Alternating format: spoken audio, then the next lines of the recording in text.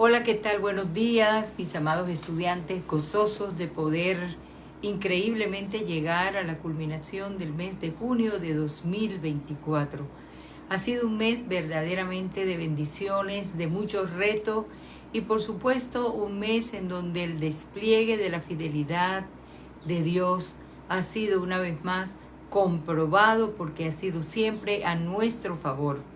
Como maestra de Escuela Bíblica Dominical desde la primera Iglesia Bautista en Margarita, en la ciudad de Colón, República de Panamá, Centroamérica y para el mundo, le damos en esta mañana la cordial bienvenida para el estudio número 14, cuyo tema es El Reino de Dios, su entrada y su alcance, basado, Biblias abiertas por favor, en el capítulo 13, del 1 al 35 del Evangelio según San Lucas. Así que, amados míos, vamos a entrar en materia dándole gracias al Señor porque Ebenezer hasta aquí nos ha ayudado. Padre, en este momento estamos en tus manos. Bendícenos, instrúyenos, corrígenos, perdónanos, Dios, y danos la oportunidad de poder bendecir con la bendición que tú nos has dado. Te adoramos y te damos gracias porque tenemos libertad de expresión y podemos utilizar estos medios, oh Dios, para estudiar tu palabra, para bendecirnos unos a otros, para recordar lo mucho que has hecho por nosotros, Señor, y para corregir nuestras vidas. Gracias por lo que vas a hacer en esta mañana. Tú eres el que vive y reina por los siglos de los siglos, por los siglos de los siglos, no solamente en nuestra vida, sino en el mundo. Eres el Eterno. Recibe nuestra adoración en el nombre de Jesús. Amén. En la primera parte, y es quizás la parte introductoria para motivarnos y que podamos entender por dónde y a dónde nos quiere llevar la lección, podemos ver allí un fondo histórico. En el fondo histórico encontramos mezclada la sangre y los sacrificios, que puede significar una proeza, un acto de altivez que cometiera Poncio Pilato matando a los griegos. El por qué la noticia le llega a nuestro Señor Jesucristo no la entendemos, pero quizás puede haber sido la noticia del momento, el acontecimiento del momento. Usted sabe que cuando sucede algo fuera de lugar, algo que excede la cotidianidad, la gente por lo general se asusta, se alegra y todo el tiempo procura contar lo que ve o lo que sucede. Se componen en grupitos para hacer llevar la noticia, sea buena o sea mala. Sin embargo, nosotros vamos a considerar que fue un hecho aislado y no se sabe específicamente por qué le hicieron este recuento a nuestro Señor Jesucristo. Fue Pilatos, el procurador de Judea, durante los años 26 antes de Jesucristo. En el año 26 después de Jesucristo, y fue capaz de semejante atrocidad, matando a los galileos. Porque la matanza de los galileos que se le informó a Jesús no estuvo clara, porque eran cosas de las cuales Jesús se apartaba. Jesús era precisamente portador de buenas noticias. Sin embargo, la gente lo estaba tomando en cuenta, haciendo hacer creer que cuando suceden cosas desastrosas es por el merecimiento o porque es un castigo divino. No hay mucha negación de la verdad en esto, pero no es todo el tiempo la verdad. Así que Jesús retoma la información y le hace saber en el versículo 5, del 2 al 5, lo siguiente. Vamos a leer del 1 hasta el 5. Arrepentíos o pereceréis. En este mismo tiempo estaban allí algunos que le contaban acerca de los galileos cuya sangre Pilato había mezclado con los sacrificios de ellos. Versículo 2. Respondiendo Jesús les dijo: ¿pensáis que estos galileos que padecieron tales cosas eran más pecadores que todos los galileos? Versículo 3 dice: os digo no. Antes, si no os arrepentís, todos pereceréis igualmente. 4. Aquellos 18 sobre los cuales cayó la torre de Siloé y los mató, ¿pensáis que eran más culpables que todos los hombres que habitan en Jerusalén? Y el versículo 5 concluye diciendo, os digo no.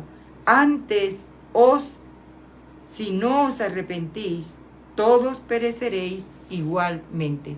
Entonces, la noticia vino tratando de hacer saber o de creer o hacerle entender a Jesús que esas 18 personas habían muerto por castigo, porque la muerte vino a través de la caída de la torre de Siloé, y la torre de Siloé había sido un proyecto que se había basado con las finanzas de la iglesia, con las finanzas de la iglesia, por decirlo así.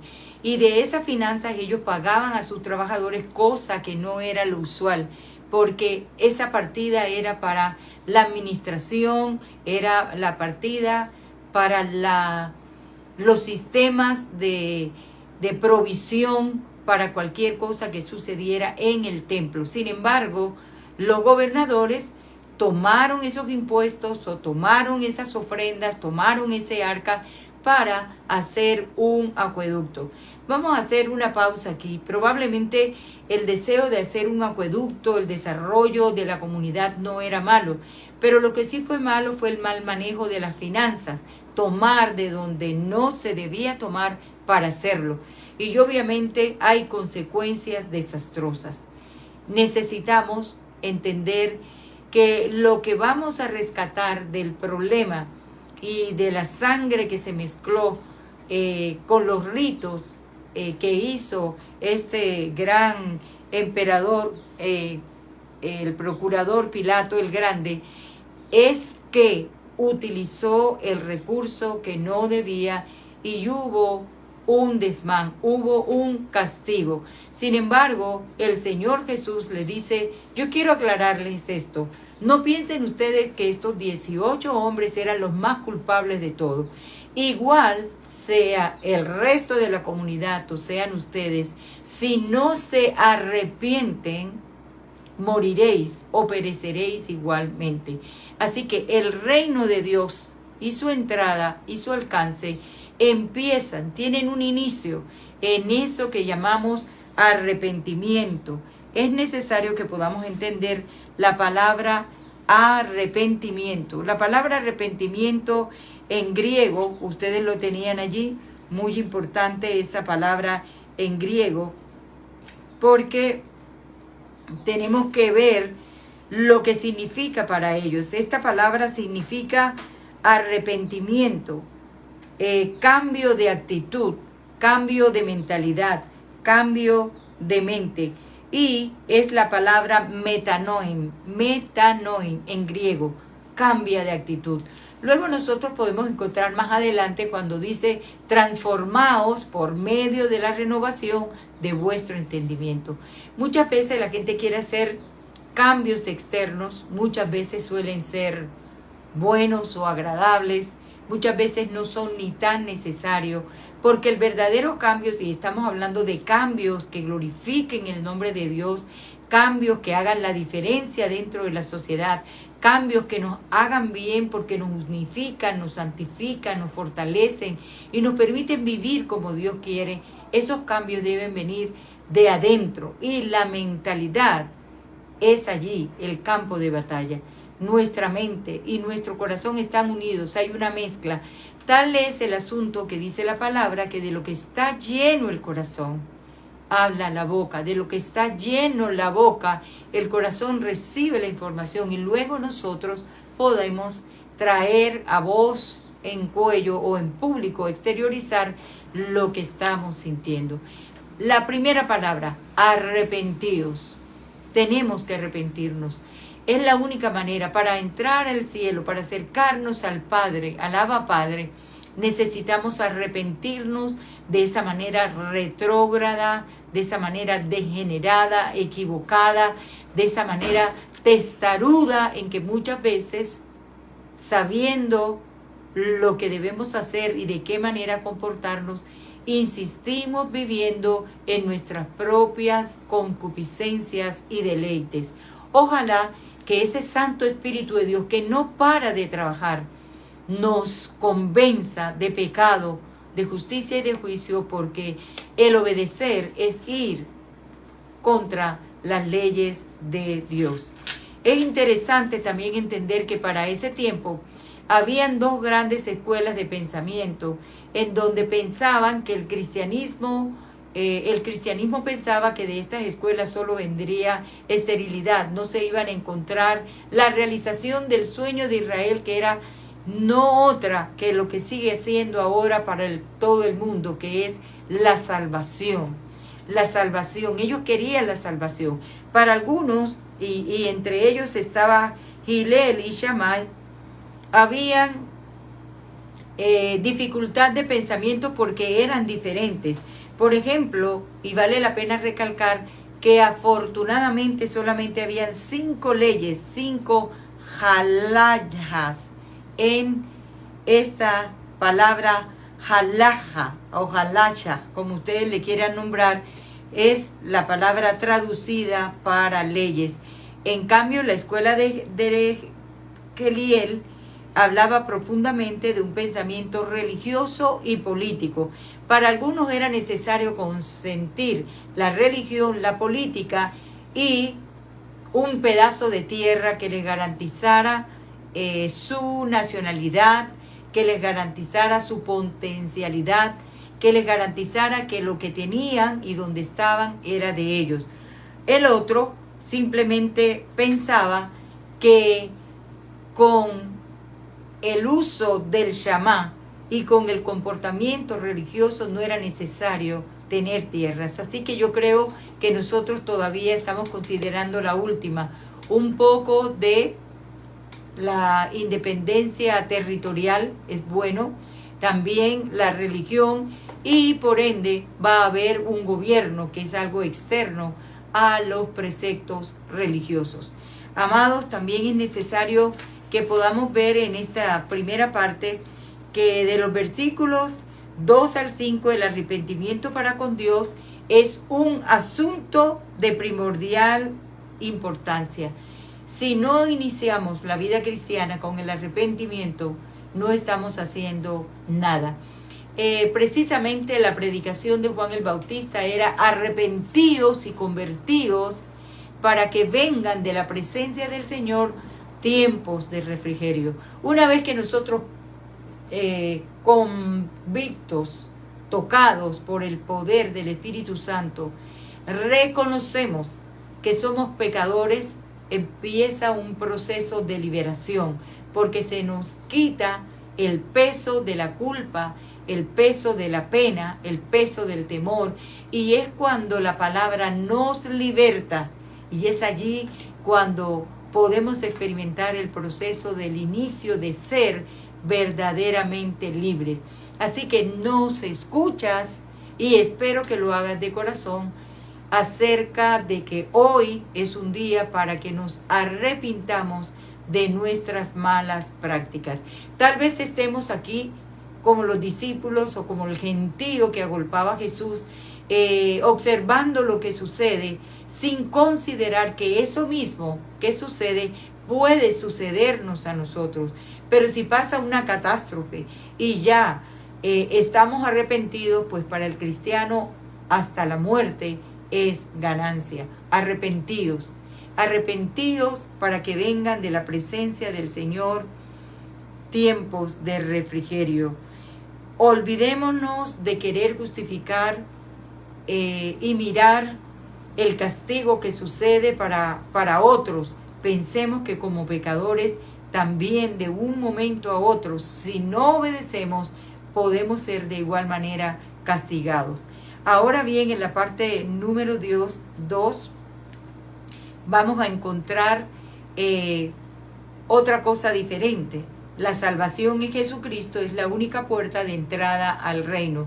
Recuerden que para culminar la primera, tenemos que recuperar la palabra culpables. El que no se arrepiente es culpable, pero también el que se arrepiente es libre. El que actúa en contra de la voluntad de Dios debe pagar por el pecado. Y aquí había una parte interesante en esto, cuando habla de la torre de Siloé.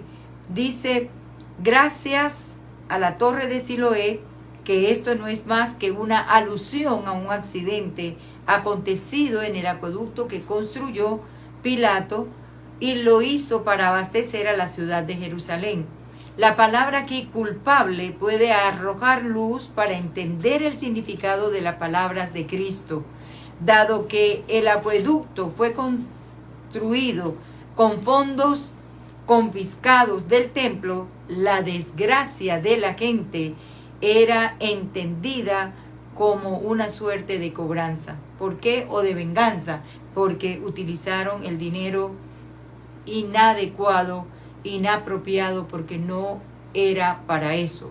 Vuelvo y repito, era para una causa ya decidida, era un aporte presupuestado y apartado para la manutención de los servicios y de las cosas que se hacían en el lugar santísimo. Recuerde, esto mismo puede suceder con nosotros. Nosotros sabemos que del 100% de nuestras ganancias, 90 son para nosotros, 10% son para Dios.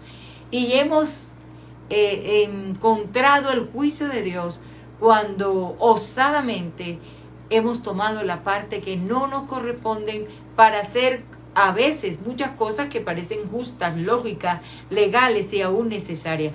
Pero no debe ser así. Lo que es de Dios es apartado, consagrado para Dios, para los fines que Dios así lo ha decidido. Si estás haciendo eso, es el momento de corregirte y no faltarle a Dios con ninguna excusa. No hay explicación que valga. Porque si Dios es primero en ti, en tu presupuesto y en la dádiva, todas las demás cosas, el Señor te ha prometido a ti, a mí y a todos los que ven esta transmisión, que Él las va a traer a nuestras vidas por añadidura. Eso sí, tenemos que aprender a esperar, porque como estudiamos la semana pasada, Dios tiene maneras distintas de contestar, lo hace a su manera y a su tiempo, pero siempre responde. Es necesario que tengamos un poco de paciencia y no pensemos que Dios o se olvida, porque Dios ni se olvida y Dios tampoco miente. Así que esto es para culminar la parte número 1. La parte número 2 nos habla acerca de la salvación en Jesucristo. Es la única puerta de entrada al reino. Y vamos a leer de este mismo capítulo 13 del Evangelio según San Lucas, los versos 22 al 30. Así dice la palabra del Señor. La puerta estrecha. Dice la palabra del Señor, pasaba Jesús por ciudades y aldeas enseñando y encaminándose a Jerusalén. Y alguien le dijo, Señor, ¿son pocos los que se salvan? Y él les dijo, esforzaos a entrar por la puerta angosta, porque os digo que muchos procurarán entrar y no podrán. Versículo 25. Después que el padre de familia se haya levantado y cerrado la puerta, y estando fuera, empecéis a llamar a la puerta diciendo, Señor, Señor, ábrenos. Él respondiendo os dirá, no sé de dónde sois. No sé de dónde sois. Entonces comenzaréis a decirle, delante de ti hemos comido y bebido, y en nuestras plazas enseñaste. Pero os dirá, os digo, no sé de dónde sois, apartaos de mí, todos vosotros, hacedores de maldad. Allí será el llanto y el crujir de dientes, y cuando veáis a Abraham, a Isaac y a Jacob, y a todos los profetas en el reino de Dios, y vosotros estéis excluidos, porque vendrán del oriente y del occidente, del norte y del sur, y se sentarán a la mesa en el reino de Dios. Y he aquí, hay postreros que serán primeros y primeros que serán postreros. El versículo para memorizar lo acabamos de leer, el 29, porque vendrán del oriente y del occidente, del norte y del sur, y se sentarán a la mesa en el reino de Dios.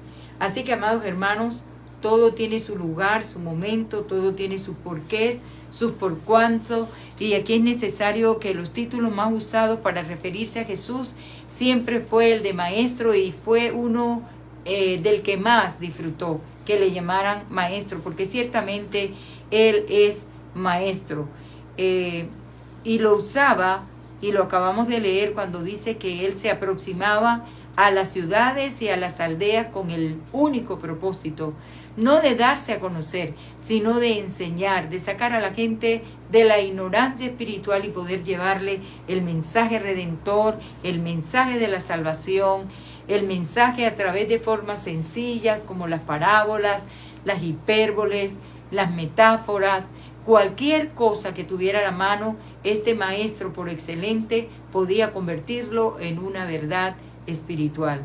Es necesario también que podamos ver que alguien le preguntó, ¿son pocos los que se salvan? Muchas veces a ti y a mí nos han venido con este cuestionamiento. Hay quienes ya han dicho cuántos están en el cielo. Esos son los testigos de Jehová. Ya ellos dicen, hablan y enseñan acerca de los 144,000. Pero aquí el Señor dice, arrepentidos en primer lugar, y también nos manda a esforzarnos y nos indica la forma correcta para la salvación y la puerta que podemos utilizar para la entrada al cielo. Nótese que nosotros sabemos que hay una puerta ancha, muchos son los que entran por ello, pero al final se pierden. Y hay una puerta estrecha a la cual hemos sido llamados, que es dificultuosa, que hay que pagar un precio, que no es lo mismo estar estrechamente que holgadamente, porque acá tenemos normas, tenemos reglas y tenemos a alguien que en un momento específico nos va a pedir cuenta acerca de lo que hicimos. Y vuelve el Señor, el maestro de Galilea, Jesús, el maestro por excelencia, y nos dice, ustedes procuren entrar por la puerta angosta. No solamente procuren, sino esfuércense por entrar por esa puerta. La palabra esforzaos viene de la raíz que se deriva de la palabra agonizar. Este término describe llanamente a un gran esfuerzo físico que en el Nuevo Testamento significa la condición de agonía, en donde se ora con mayor intensidad, o donde se puede estar peleando una buena batalla de la fe, o donde se está corriendo la carrera que tenemos por delante. Hay varias citas bíblicas, usted puede volver a leer en el Nuevo Testamento el Evangelio según San Lucas, capítulo 22, versos 44, también Primera de Timoteo, capítulo 6, verso 12, o la propia lección que estamos escudriñando el día de hoy. La exhortación de Jesús no demanda esfuerzos que justifiquen al hombre por sus obras, no, porque la salvación no es por obra, la salvación es por gracia para que nadie tome ventaja, para que nadie se gloríe. La única observación que Dios nos hace es el esforzarnos y el poder elegir la puerta correcta, porque no puedes decir hoy día, sí, está hablando de una puerta, pero hay tantas puertas o tantas iglesias, tantas denominaciones, tantos concilios, que yo no sé cuál escoger. Escoge la de la puerta estrecha. ¿Cuál es esa puerta estrecha? Aquella que te habla de que para ser hijos de Dios es solo por fe, por gracia, incluyendo el arrepentimiento, y luego el Espíritu de Dios te sella. El Espíritu de Dios te aparta del mundo y empieza el proceso de la santificación a través de lo que el Señor ha dejado por escrito en su palabra. Allí empezamos a recorrer, a excavar, a encontrar la ley divina, porque la ley de Dios perfecta es, y en ella vamos paso a paso, día con día, renovándonos, el Señor hablándonos y nosotros aborreciendo el pecado y manteniéndonos en la puerta estrecha, porque ya nuestro corazón le pertenece a Dios y no queremos volver a pecar ni contra Él ni contra los demás. Así que es necesario que encontremos esta solución única, fiel y verdadera. Hay una sola puerta, hay un solo camino, hay una sola verdad y hay un solo Salvador. Jesucristo es el mediador entre Dios y los hombres. También podemos ver que en esta exhortación hay una respuesta que compromete la vida total en el Evangelio. No es una oferta, sino que cuando usted decide por Cristo y decide por la puerta angosta y decide esforzarse, ya usted no va a tener deseo de buscar otras ofertas para llenar las expectativas, las curiosidades, sino que se va a enfocar justamente en la Biblia, justamente en la lámpara para que sus pies no tropiecen, justamente en el pan espiritual que tenemos allí para alimentarnos de manera correcta, y lo vamos a encontrar diariamente. Para cada día nosotros tenemos allí la palabra esfuérzate. Para cada día dice el Señor, he aquí yo estoy contigo todos los días hasta el fin del mundo. Para las encrucijadas de la vida, el Señor nos dice que Él no nos va a dar más de lo que podamos soportar. Para los inconvenientes cotidianos de la vida encontramos la oración modelo. Padre nuestro que estás en los cielos, santificado sea tu nombre, venga a nosotros tu reino y hágase tu voluntad. El pan nuestro de cada día no te va a faltar, no te va a faltar ni el pan, no te va a faltar el vestido, no te va a faltar el abrigo, porque venir a Dios es realmente acogernos a un sistema espiritual infalible, poderoso, que realmente cubre todas las necesidades del alma, de las emociones, las necesidades físicas, las necesidades de compañerismo, de amor, las necesidades del alma, que en lo absoluto nadie ha podido ni podrá cubrir. Cuando lees la Biblia, te encuentras con tu propio espejo, ves en ella la reacción tuya hacia el mundo y hacia Dios, y Dios empieza a través de su Santo Espíritu a darnos formación, empieza a corregirnos y nos permite aborrecer aquello malo por amar lo que hemos descubierto, lo bueno, lo que agrada a Dios, lo que lo exalta, pero al mismo tiempo lo que nos fortalece, lo que nos bendice y lo que nos prepara para la entrada a el cielo. Y en esta última parte, amados míos, y yo sé que ustedes están estudiando, estoy contentísima por ello. Gracias por los que están tras las redes sociales, que sabemos que también son gente muy disciplinada. Créanme que estar en un solo lugar y tratar de llevar la clase con formalidad, con amor y compasión aquí, muy quietecita, es pagar un precio, porque no es lo que quisiera hacer. Quiero moverme, quiero ir, quiero hacer, pero no es lo que yo quiero, es lo que debo hacer para honrar a Dios y para poder alcanzarte a través del estudio bíblico en esta mañana. La parte número 3 habla acerca de la influencia positiva creciente, que es lo que caracteriza a los ciudadanos del reino de Dios. Estamos en un tiempo en donde ya inclusive ha salido una nueva carrera. Algunos tienen una nueva carrera. ¿Qué estudias o qué haces? Soy influencer. Usted sabe que una influencia puede ser positiva o puede ser negativa.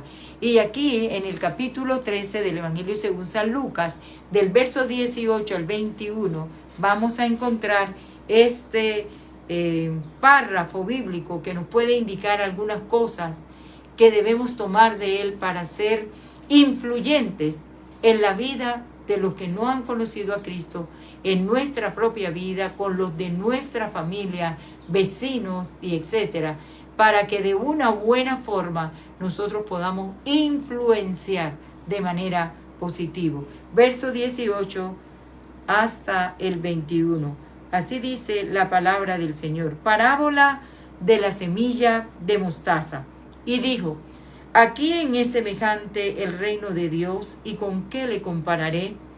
Es semejante al grano de mostaza que un hombre tomó y sembró en su huerto, y creció y se hizo árbol grande, y las aves del cielo anidaban en sus ramas. El 20 dice, y volvió a decir, ¿a quién compararé el reino de Dios? Y el versículo 21 dice, es semejante a la levadura que una mujer tomó y escondió en 3 medidas de harina hasta que todo hubo aumentado.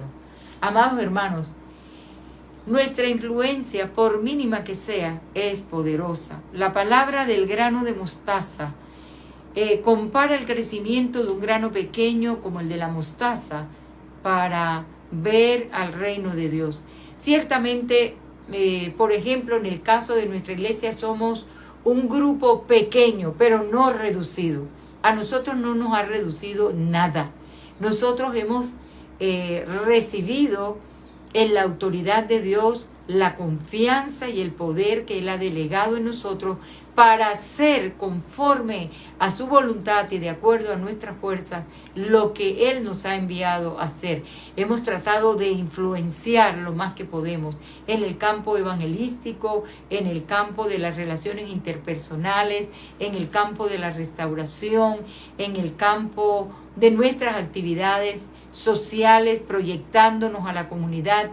Hemos tratado de ser influyentes, y el hecho de que si perdemos el poder de influenciar a otros, entonces sencillamente no estamos haciendo nada. Recuerden que Cristo dijo que nosotros somos luz del mundo y que también somos sal de la tierra. Y la tierra necesita luz para brillar y necesita sal para preservar. Tú y yo estamos llamados a tener esa brillantez y también a tener esa sazón para poder preservar a los demás. No es necesario las cantidades como tal, pero sí es necesario que nosotros entendamos que si de un pequeño grano puede nacer un árbol grande, y eso ya no depende del hombre, porque tal como lo describe el apóstol Pablo, no es el que siembra ni el que riega, porque el crecimiento lo da Dios. A veces nos quedamos aterrados de ver que una semillita puede convertirse en un árbol sumamente frondoso que perdura 200, 300 años, aunque sea ornamental. Su propósito es hermosear el entorno y darnos fresco y darnos la oportunidad probablemente de tomar de allí una foto para un gran recuerdo.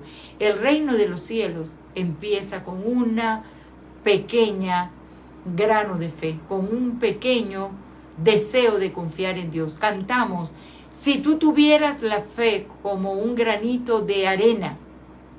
Imagínense, todos hemos visto la arena, hemos podido tener un grano de arena, y luego muchos granos de arena se constituyen en bancos de arena, y a su vez eso protege la salida y la entrada del mar. Las semillas que hemos visto crecer en nuestros alrededores, en nuestros patios, también nos hablan de que hay una parte que tú y yo podemos hacer, que es tomar la semilla, surcar el suelo, sembrar la semilla, protegerla, desparasitarla, vigilarla, pero no la puedes hacer crecer. El crecimiento siempre vendrá de Dios y es necesario que nosotros la entendamos. Existen distintas especies de mostaza.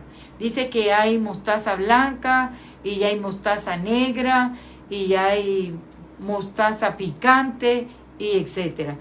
Tú decides qué tipo de mostaza estás sembrando.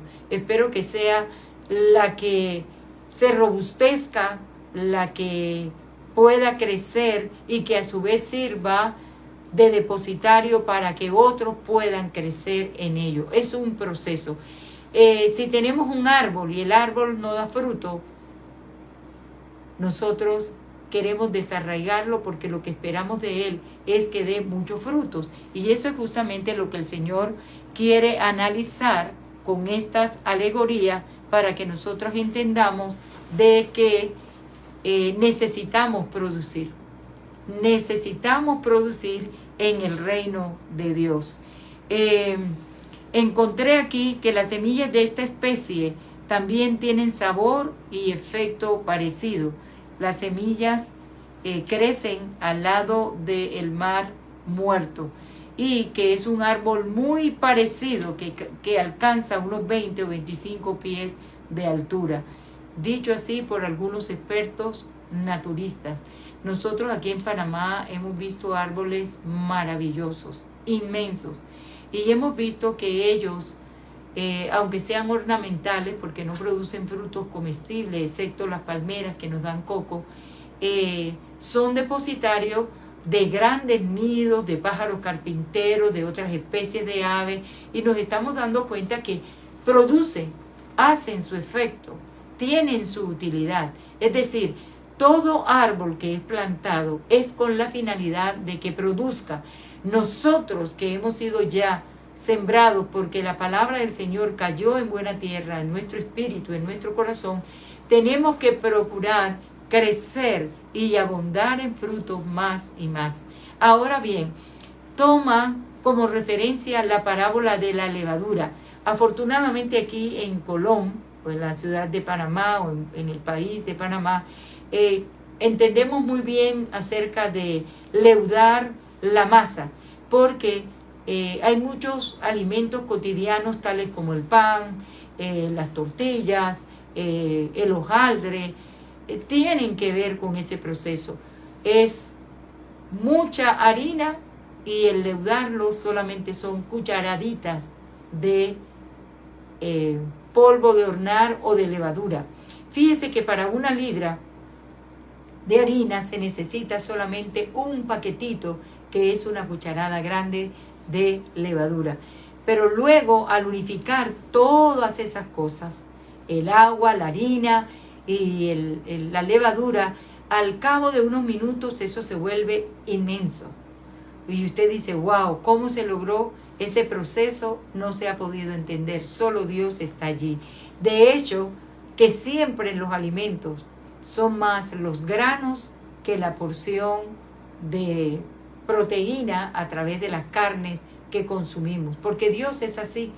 Lo mucho, la abundancia, es para que nosotros podamos tomar una parte y podamos beneficiarnos los unos a los otros. Hay gente que no tendrá quizás nunca para la proteína, pero tiene granos que le sustentan, que le alimentan, y por lo general abundan y pueden ser el motivo para satisfacer la llenura espiritual. Mi pregunta es, en esta mañana, tu capacidad espiritual, tu desarrollo espiritual, el anhelo de tu corazón, realmente, por poco que sea, ha leudado a otros, ha salpicado a otros, ha sido un punto de referencia para que otros se vuelvan al único camino, la verdad y la vida, que es Cristo. Necesitamos cuestionarnos esto, porque el propósito de Dios es que el pueblo que le alaba, el pueblo que le eligió, pueda entrar al reino de Dios y pueda darse cuenta en su alcance. ¿Cuál es su alcance? El que todavía no tenemos, porque cada día estamos anhelando crecer, cada día queremos influenciar, impactar, cada día nuestro testimonio debe ser considerado como una de las herramientas más poderosas, aparte de la Biblia, que es la espada de doble filo, la que traspasa y puede hacer los cambios. Pero el testimonio puede ser la herramienta más valiosa para que otros vengan al camino de la verdad y se conviertan a la salvación solamente en Jesucristo, para que vengan y entren por la puerta que es Jesucristo, recordándoles que la puerta es estrecha, y para que vengan influenciados de tal manera que digan, vale la pena ser así, yo quiero ser así. La parábola de la levadura es exactamente el hablar del mismo propósito, de la semilla y la levadura, porque la iglesia cristiana, hermano, en su interior tiene un poder tiene un poder. Me gustaría que repitieras ayer, allá en donde está. Mi iglesia tiene un poder absoluto, interno, oculto, silencioso, que puede hacer que otras personas cambien. La proyección de la iglesia siempre será afuera, pero los portavoces de la iglesia siempre seremos exclusivamente nosotros, como nos ven, como nos escuchan, cuál es nuestra actitud. Así va a crecer la iglesia. Si usted tiene un carácter con muy malas actitudes o está llevando un testimonio incongruente a la verdad de Dios, hoy es un tiempo para arrepentirnos. Hoy es un tiempo para entender que al actuar de esa manera estamos convirtiéndonos en piedra de tropiezo. Debemos poder pensar en que lo que deseamos desde el fondo de nuestro corazón es que las personas prontamente vengan a Cristo Jesús, prontamente se acerquen al reino de Dios, prontamente encuentren la entrada al cielo y también puedan darse cuenta de su alcance. Algunas personas dicen, yo ¿qué puedo lograr con tu testimonio y una vida apartada, santificada y consagrada para Dios a través del servicio? No tienes la mínima idea de lo poderoso que puede ser tu manera de vivir. En esta mañana, amados hermanos, la clase ha sido maravillosa. Tiene y continúa con un despliegue de puntos evangelísticos que deben motivarnos a salir de la comodidad para hacer la voluntad de Dios. Recuerden, no lleve a Jesús los resultados de los problemas de otro. Usa de esos problemas de otro el por qué pudo haber sido y que probablemente también puede llegarte a ti. No te goces del mal ajeno. Siempre ora. No lo esculques. Dios sabe por qué suceden las cosas.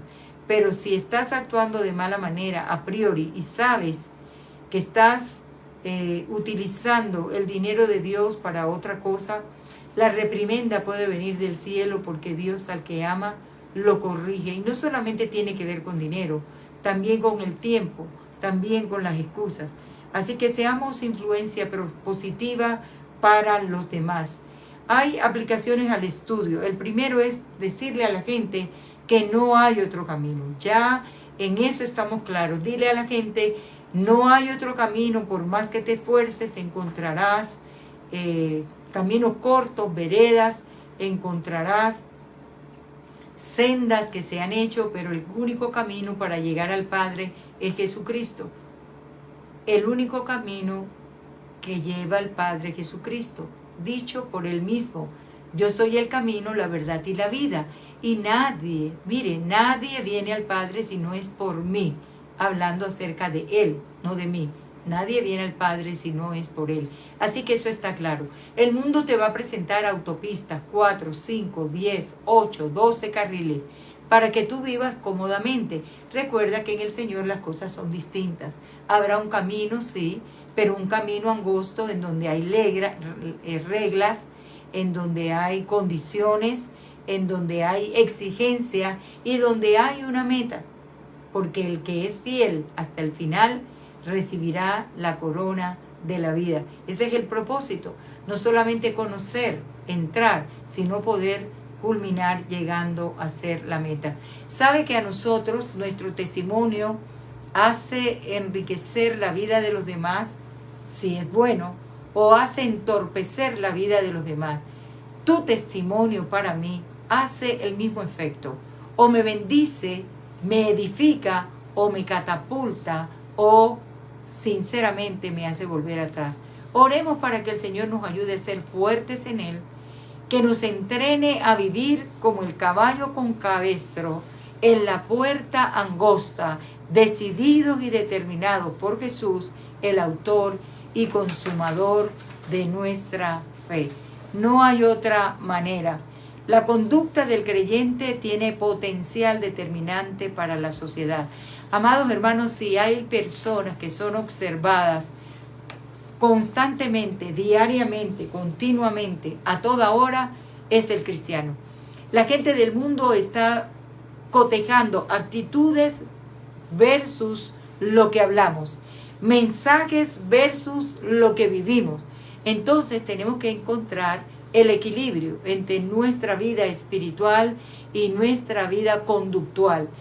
La conducta es lo que rige la manera de ser, cómo nos comportamos. Y ojalá que sea una conducta agradable. Ojalá que nosotros podamos hacer justamente lo que nos dice Efesios 4:8.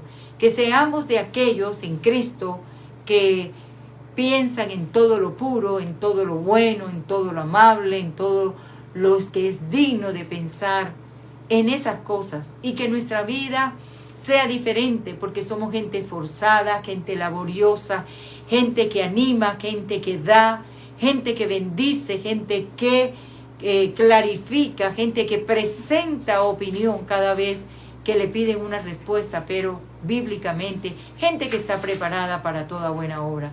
Seamos gente influencer. En este tiempo se necesita, y no para hacer el TikTok o no para hacer el podcast, sino para toda la vida, que la gente pueda saber desde nuestro el corazón de nuestros hogares, que los nuestros puedan convertirse como en ese comité de censura y decirlo: tú estás enseñando algo que tú no vives, o tú vives algo que no estás enseñando, viceversa. Qué bueno que el Señor nos ha traído hasta aquí.